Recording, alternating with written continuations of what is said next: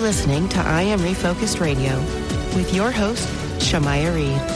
This show is designed to inspire you to live your purpose and regain your focus. And now, here's your host, Shamaya Reed. Hey, welcome to I Am Refocused Radio. Once again, we are here today, and today, just like any other time, we have another special guest today for this show this morning. We have our amazing guy, Bob Martin. He's going to teach us everything about what he has been able to do with his amazing career as a criminal trial lawyer. He also, in today's world, is doing meditation practices for his clients. He also is an author, has a lot of books that you need to check out, has an amazing website you can go to. It's a wiseandhappylife.com. Again, that's a wiseandhappylife.com. We're going to learn everything about what he's been able to do from the mob lawyer drug Miami days with the wild cocaine cowboys. We're going to learn everything about what he's been able to do and apply to his life. So first and foremost, Bob, thank you for waking up super early this morning. How are you doing today, man? I'm doing great today. I hope you are. And thanks for having me. I appreciate being here. I appreciate you clearing your schedule to talk to us today. So kind of talk a little bit about, because what's really got me interested is from the mob lawyer days. So what was it like in Miami? How did you get that gig, and how was that experience for you? So it was everything that you may have seen in the movie Scarface or in the TV show Miami Vice. All those stories, of course, were fiction, but the vibe that those shows displayed, that was the vibe of Miami during those days. It really was. Crocker and Tubbs, they kind of encapsulated it. So the way that I got the gig was that I was working as a district attorney. We call it state attorneys in Dade County under Janet Reno, who some of you might know from being the attorney general under the Clinton administration. Anyway, we were working there. I rose up and I was in the Economic Crimes and Consumer Frauds Division. And that's a division which we do criminal. We also do civil work. And one of those cases that we have is something called RICO, which is Racketeering Influence Corrupt Organization.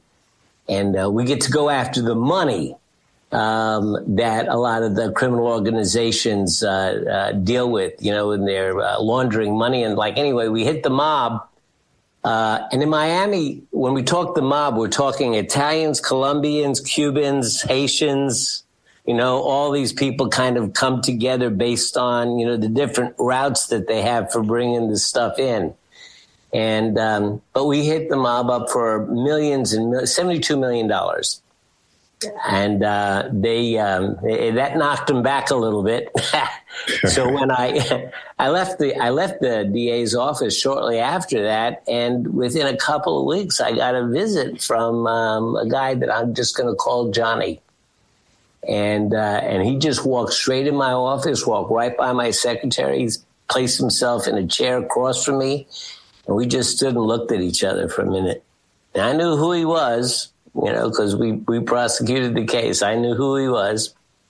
And all of a sudden, he opens his mouth and he goes, you hit us for a lot of money. Right. Turns out that he was pretty impressed with my legal work. And so they started sending me a bunch of clients. And so that's how I got that gig. Now, I got to explain, I wasn't consigliere. I wasn't like the inside advisor guy. But I was just a referral source. I would get all of these, the drug couriers and the mules and all of these folks that were picked up on federal and state charges. And they always came in with a bunch of cash, always under the federal limit for reporting cash. So I did pretty well. Miami was very, very good to me. Once again, you listen and watching this online. I'm Refocused Radio, talking to our guest today, Bob Martin. Once again, you can go to his website, wiseandhappylife.com. That's a very awesome story. When you decided that it was time for you to start writing, was that during your time being a criminal trial lawyer, or at what point did you decide, you know what, I want to start writing books and switch gears and teach people about meditation? Yeah, so we all go through an evolution, I think, and in one way, my story is very, very common. We tend to make changes in our lives when, we're hitting bottom, when things are beginning to really fall apart, when we get a sense that we can't, everything is going out of control, spinning out of control. And so, sometimes those of us that are lucky enough to notice that that's happening, we seek out help. And I had sought out the help of a therapist. And then I found out through a very strange set of circumstances that my therapist was not only just a therapist, but he was also the disciple, and he was the English language editor for Master Watching Ni. Dig this, a 72nd generation master from the Shaolin Temple, a Taoist master from the Shaolin Temple. Dig that, 72 generations. I figured it out. It's about 1,400 years of passing wisdom down from father to son to father to son. And when I met this guy, it just blew me away. I'm sure that you have run into some people who, the moment you meet him, you just feel, I need to know what this guy knows. This guy's got it. He's got it. And he had it. And so I studied under Master Ni and George in a little Taoist group that we formed in Miami for many years, 8 years to be exact. And just about the time when everything that Master Ni was beginning to all come together within me, just about that same time, turns out that the previous arrangement that I had with Johnny, which was that I would do nothing illegal and nothing unethical, because it was in his best interest to have a lawyer that was trusted by the courts, of course. So it all worked out good. But then his son was arrested on a 15-year mandatory federal charge. And after that, there was no saying no to him. He wanted me to tell witnesses what to say and to create evidence, and I wasn't going to do it. So turned out that the best option was move away. And so I moved to North Carolina, and I got to tell you, it was funny because I moved from the chrome and glass discotheques of Miami to a small town in North Carolina where the first thing somebody said to me was, you need to get yourself a truck. So it was a bit of a culture shock. And I went from trying first-degree murder cases to trying people for killing antlerless deers. It's a change. It was a change.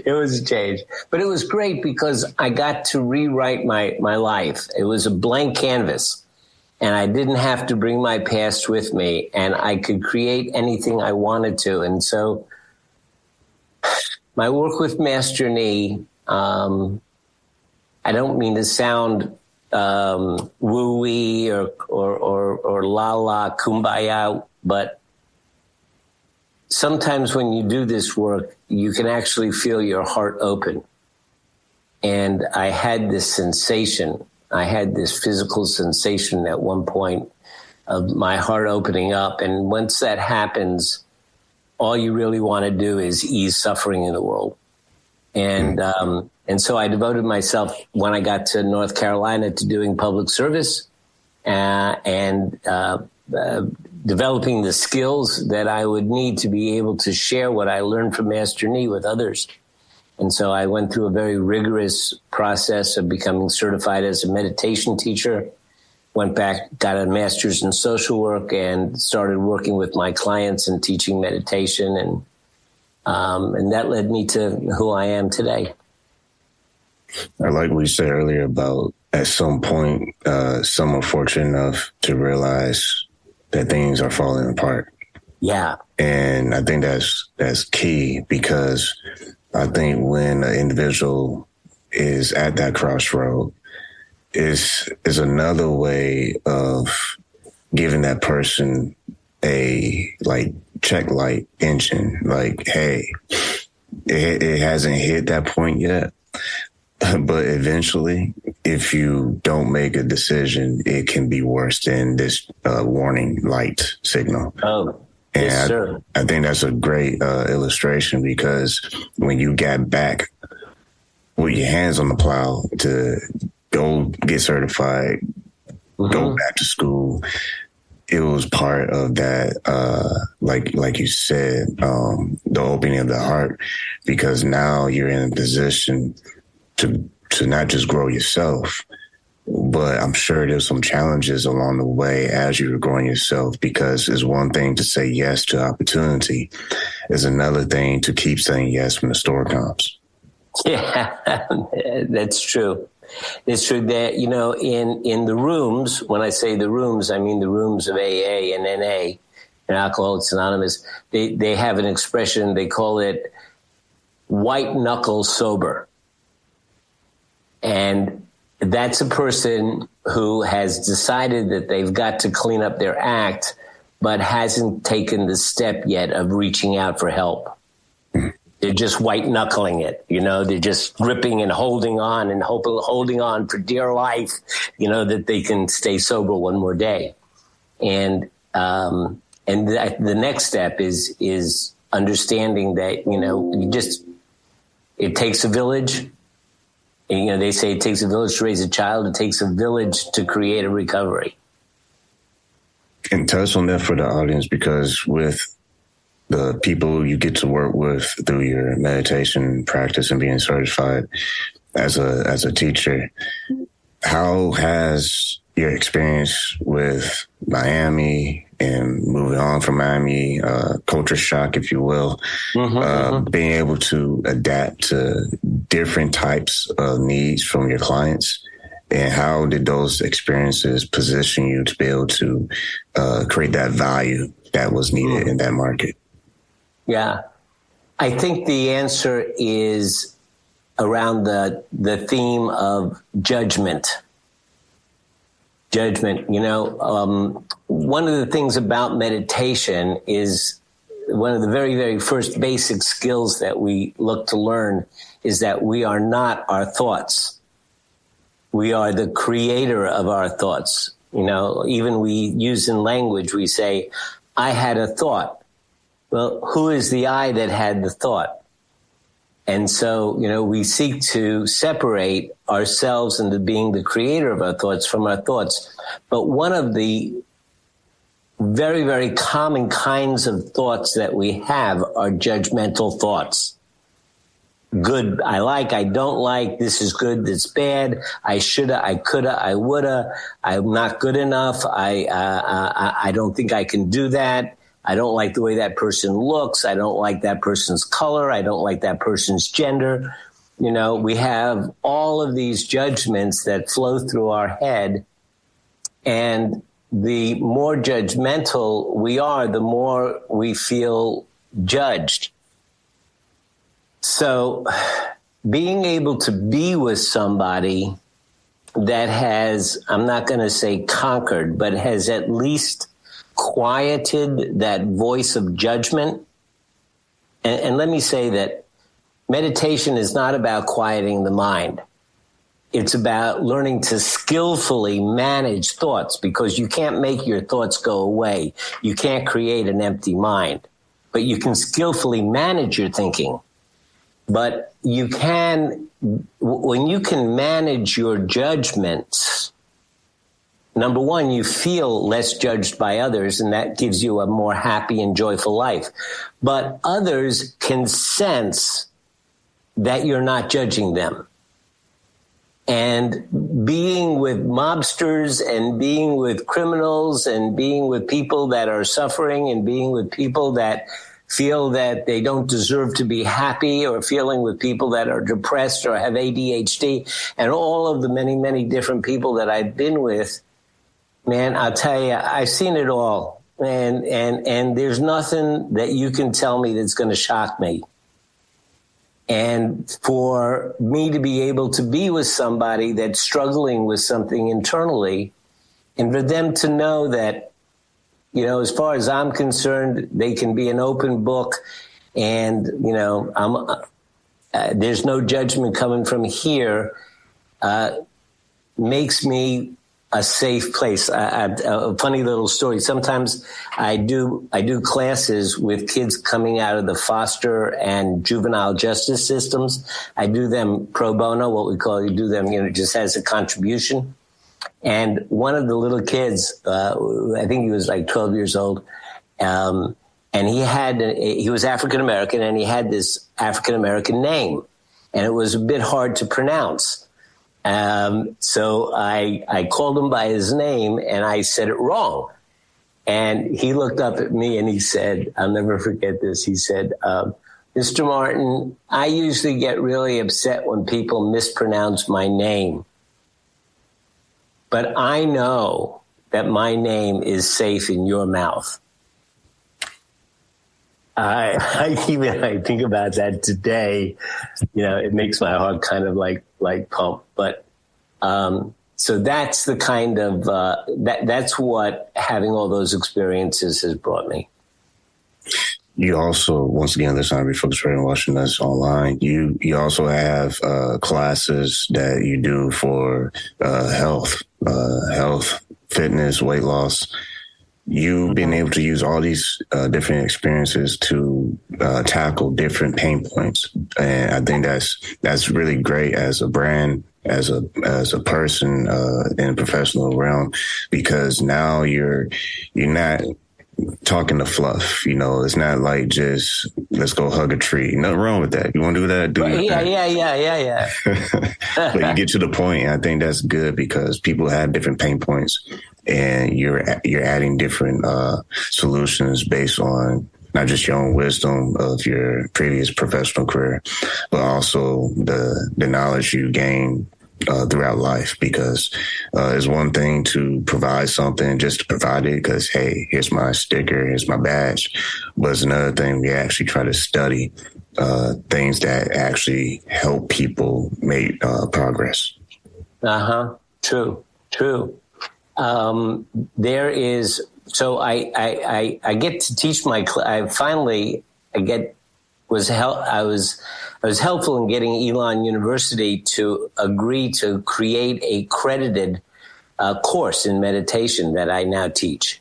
So every semester I get 15 kids, and I can't do more than 15 at a time because the way that I teach, every single day when they listen to a guided meditation, they log it, and I have a proprietary app. That log comes to my dashboard, and I read it. I get up at 4:00 in the morning, I read the logs, and I respond to them, and it goes back to their app. So before they practice the next day, they get my feedback, right? So it's an incredibly efficient and effective way of teaching. Anyway, this one young lady took the class, and she wasn't engaging because I could tell because I wasn't getting logs from her. And so I asked her to stay after class once, and she did. And I said, well, you know, this isn't a required course. It's elective. And you chose to take it. So I know that you want to get the benefits, and I'm sure that you're smart enough to know, like, when you go to a gym, you can't just look at the machines. You know?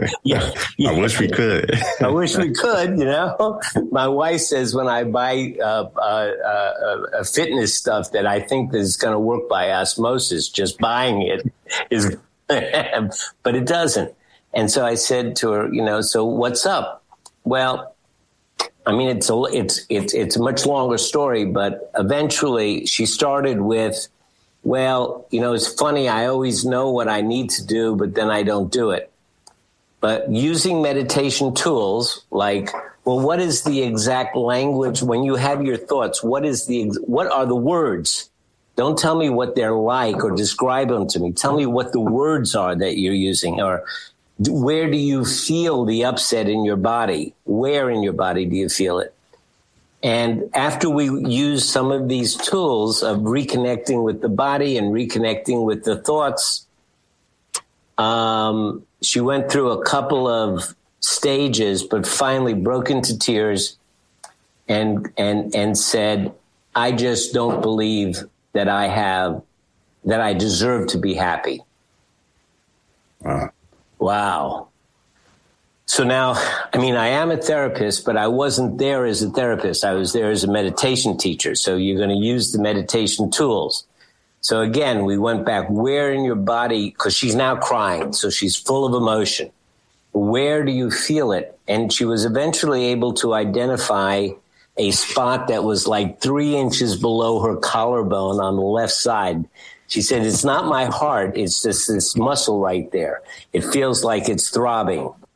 I said, okay, well, a few more questions like that. And, you know, all of the tears dried up. And now she was in an academic conversation about what words she was using, what she was feeling, where the physical sensations were. And then we talked for a little while about how emotions are all they are is a particular thought combined with a particular body sensation. Like anger is, I don't like this guy, combined with a swelling or a burning of the cheeks or a swelling of the neck. Without either one, it's not an emotion. You know, if I just say I don't like this guy and I don't have any physical sensations, it's not an emotion. And if you have the physical sensations without the thought, you might think it's indigestion. So, right? Yeah. So when you can deconstruct the emotions, then they become manageable and you can skillfully manage them. Within a couple of weeks, she was engaging every single day. And at the end of the course, when she gave me her reflection, she basically said to me that she was going to be able to carry that into the rest of her life. And what she said was, I can't believe I can't believe I have been controlled by this bullshit. Excuse my language. I can't believe that I have been controlled by this bullshit all my life. And I'm tired of it. And so, it goes across so many different areas and so many different things because, you know, what are we talking about? We're talking about our thinking, and everything starts with our thinking. Once again, listen, I'll be Focused Radio and talking to our guest today, Bob Martin, watching us online. Go to his website, awiseandhappylife.com. There's a few things I want to touch on before we wrap up, and that is engage, feedback, emotion. Because when you said that she got to that point, she said, you know what, I'm not going to allow this to basically be the BS that controls me forever. Talking about emotion. Because when you said that, you showed her how to deconstruct it, break it down, find the root cause, what was the reasoning behind it. I think that's powerful because when we're able to look past our emotion, it's like, don't let emotions like dominate. It's like, there's no excuse after that, because when you're in shallow water, right, you're just emotional and it's almost like you're just immature because you haven't grown up yet, so to speak. You just like, oh, woe is me, the victim mentality. Like, it's everybody's fault, but I won't look in the mirror. Just don't show me the mirror. I'm going to keep blaming everybody. But it's the moment when you address it. And I think that's key because from what she was as a person before your conversations, she wasn't addressing that emotion. She wasn't addressing the very thing that needed to be fixed. Like I said earlier in the show about the check light engine, when that warning sign comes up, it's only going to come up until you do something about it.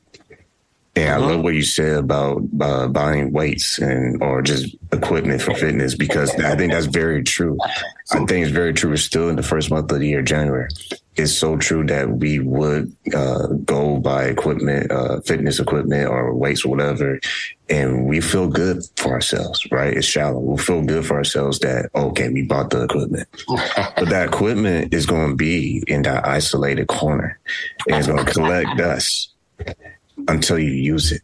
That's right. So when you talk about constructing our emotions and getting back into engagement so that we can get the feedback or be able to utilize the feedback, how often do we allow it to collect dust, though?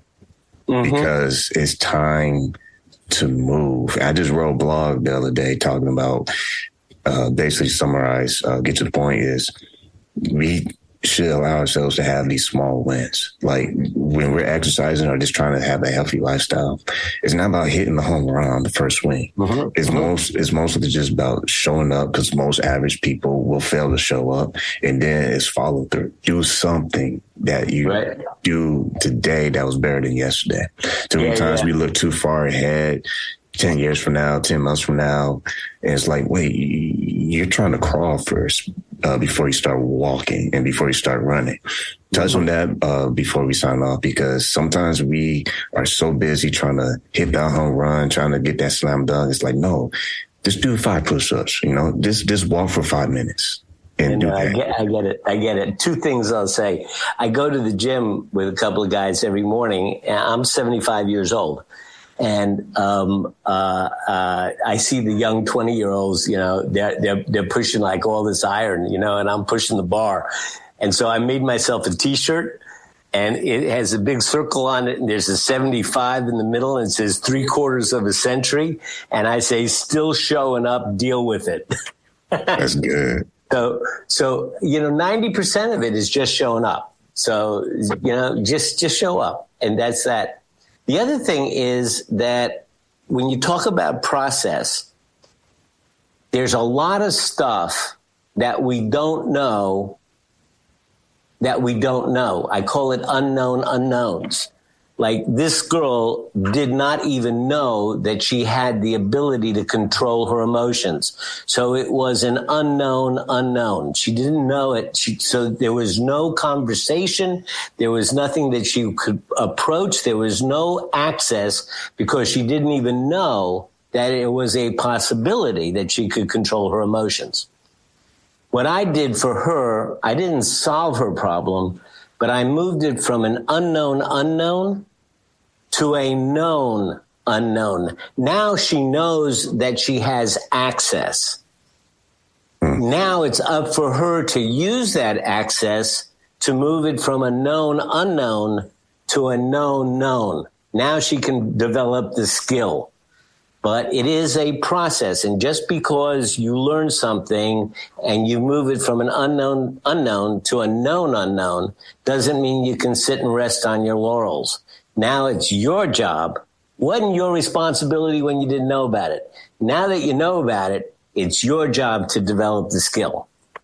It takes me back when you made a comment where she said she didn't feel like she deserved to be happy. And if we're all truthful, that is probably something that we all end up facing at some point in our life. We feel like we don't deserve to be here. Like sometimes the things that you pray for and you get, it's like, whoa, I didn't know it'd take all this work, or I didn't know all this was going to come with it. Like it's kind of like the analogy of the fitness equipment. We like how it looks.